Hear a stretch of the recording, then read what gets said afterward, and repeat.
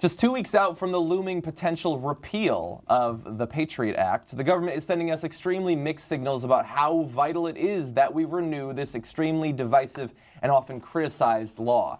First, you have Attorney General Loretta Lynch coming out and saying this. The more we have discussion on this point, the more clarity we can provide to the American people about exactly what we do with that data, what's called metadata. It's information about telephone calls. It's not the content, it's not what's being said, it's not the voices that are there. So she says it's important, obviously. She's going to go on to say what might happen if it were to allowed to expire. What's your biggest fear? Well, our biggest fear is that we will lose important eyes on people who have made it clear that their mission is to harm American people here and abroad. Do you think it makes America less safe? I think that we run the risk of essentially being less safe.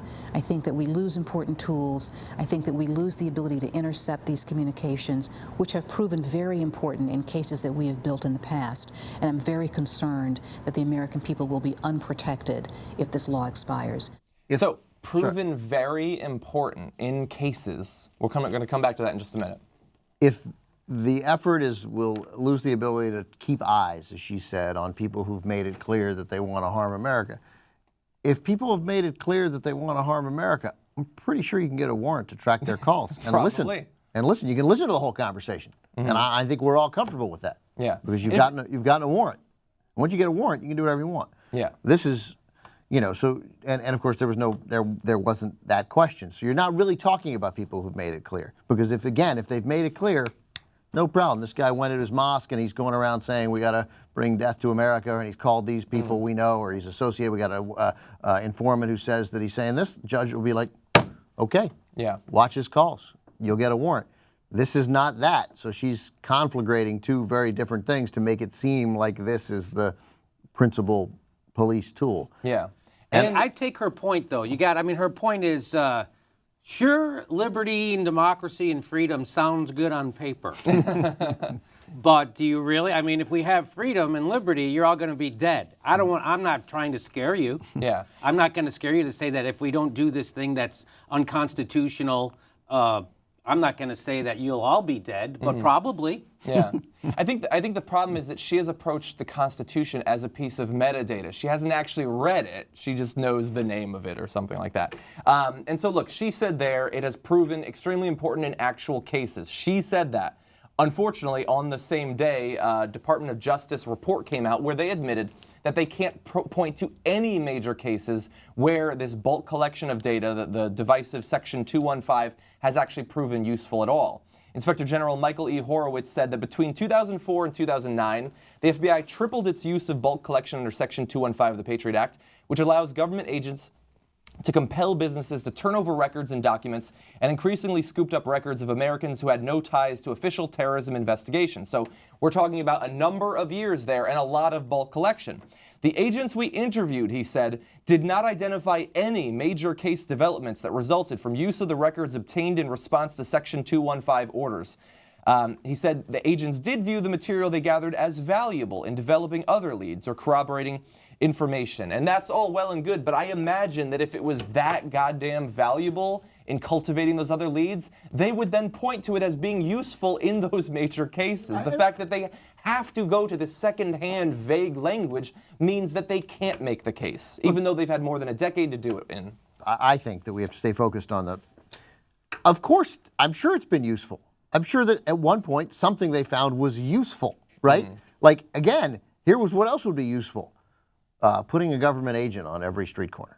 Like, you know, they're going to see something useful. Every house. Right, every house. Like getting people to inform on their families, like in Cuba, right? You know, encouraging that sort of behavior, and in many other places. But I mean, yeah, I'm sure it's useful, but it's not something we're comfortable with. So, and what this does make clear, what Horowitz makes clear, the Inspector General, is that you haven't cracked a case. So, yeah, I'll give you useful. I'm sure all law enforcement people would like to have as many tools as that. We'd like to have as many tools as we have here. We'd like to have 8 more cameras here and 2 other control rooms and all these bells and whistles that make a production great. Maybe some paint, a different color. All those things would be great, but we don't we don't need all those things to do our job, and they don't need this to do their job, as clear because they have never cracked a case. So this is obviously pretty laughable. You have the head of that department coming out and saying she's worried, she's scared about the risk that we would be putting to Americans if we allow this bill to expire. At the same time, this report that they were forced to undergo, that they did, it took years to put this together. They can't point to, over the course of more than a decade, a major case where it actually made a difference. I got to say, just one thing I may well disagree with you guys on, but I still see there's such enormous difference between Democrats and Republicans about some things. Because if John Ashcroft had been in this position, like she had to basically get asked if it makes us less safe, and she even soft pedaled it. She was like, "Yeah, no, I guess yes, I would say they're safe." John Ashcroft would be like, "You're going to die, and your kids are going to die." Democrats are like, no, we'd like it. We'd really like it, and there's probably some risk. It wouldn't be good. Yeah. And at least the Bush Republicans, they were constantly going over the top on it. Yeah. And he would set the terror alert level to murder. That's right. Yeah. See, here's where I would disagree with you a little bit on that, Ben, seeing that she's supporting the same policy Ashcroft would support. She is supporting the same policy. So that's the rhetoric. So the more rhetoric polite. is a little different. She's a little more likable than Ashcroft was, maybe. Yeah, I think rhetoric is important too. As yes, usual. Of course. As usual, though, if the goal here is to protect the policy, right? Let's pretend that we like the policy. Okay. Ashcroft does it in an aggressive way that Yes. gets it done. She, as always, being a Democrat, not really selling. Mealy mouth, right? Mealy mouth, wishy-washy. not selling it as well. That's right. It's just in this case, that works out nicely for us. Yeah. Even though in the end, you're right, they're supporting the same policy. Yeah. And look, this policy is very likely, I think, at this point, it seems like from what I've read, to be renewed, at least in large part, if not all of the different aspects of it. And this is the level of what the American people is learning about it, is when you can have Loretta Lynch come out there. And I didn't see any direct response like, well, what are you going to address the fact that in the report that your department put out, you can't point to any successes? And so again, like I criticized yesterday on the show that originally when this was passed, we didn't have any actual debate about it.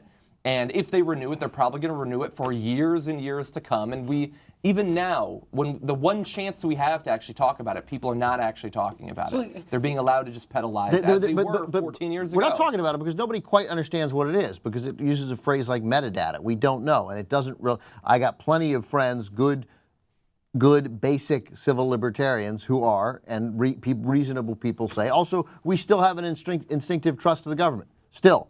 It's why it's so easy to make Cy Hirsch seem like a crazy person, let me say crank. And the things of it is about Cy Hirsch, like he's said a lot of things that are right. His reporting is better than almost everybody else. He's also a crank. Those things are also true, or is cranky. Let's put it that way. But we still instinctively trust the government, trust the police, trust people in authority. So that's why most, as I was saying, there are plenty of good people who are like, I don't care if they collect my phone records. Like they're not looking at the calls. They're not, and I think that's largely true. We don't have the personnel to do that. They're not listening on your phone calls. But what's more important that what we've learned, and some of us have forgotten, and we need to be reminded of it, that metadata actually sometimes tells you more about a person than actually listening to their conversations. And it's complicated to explain that, but I've had it explained to me. I've read about it. Other people who have looked into this have made that case that collecting metadata can lots of times tell you more things about an individual and their habits than actually listening to their conversations. That sounds crazy, right? No, it doesn't. It doesn't sound crazy, especially since very few of these conversations are like, so we're good to go for the terrorist attack on the 14th. Noon?